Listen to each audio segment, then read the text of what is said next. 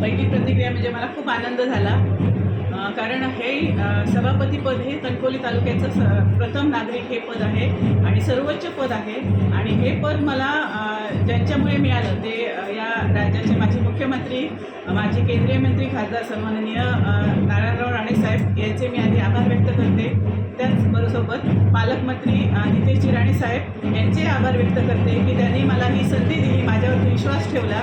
त्याचबरोबर सर्व भाजप पदाधिकारी आणि कार्यकर्ते यांचेही मी आभार व्यक्त करते, कारण ही एक वेगळी संधी मला मिळालेली आहे. जेव्हा आपण फॉर्म भरलेला होता तेव्हा मी एक कन्सेप्ट मांडलेली होती की थोडं वेगळं, जर मला संधी मिळाली तर एक वेगळे विषय घेऊन या ठिकाणी काम करण्याचा प्रयत्न करणार आहे. एकंदरीत पूर्ण तालुक्याचा सर्वांगीण विकास होण्याच्या दृष्टीने जर प्रयत्न करणार आहोत, म्हणजे पायाभूत सुविधा तर आहेतच, त्यासोबत आजचे भेडसावणारे प्रश्न ते म्हणजे सगळ्यात मोठं म्हणजे प्लास्टिकचा जो भस्मासूर या ठिकाणी माजलेला आहे, त्या दृष्टीने त्या अनुषंगाने या पूर्ण 5 वर्षाच्या कारकिर्दीमध्ये मी प्रयत्न करणार आहे की त्याच्यावरती काय मात करता येईल. दुसरी गोष्ट म्हणजे जे काही पाण्याचं प्रमाण म्हणजे भूजलाचं प्रमाण कमी होत चाललेलं आहे, त्या अनुषंगाने आपल्याला काय उपाययोजना करता येतील या दृष्टीने.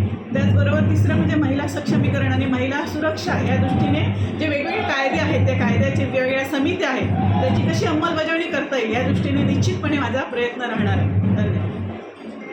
थँक्यू.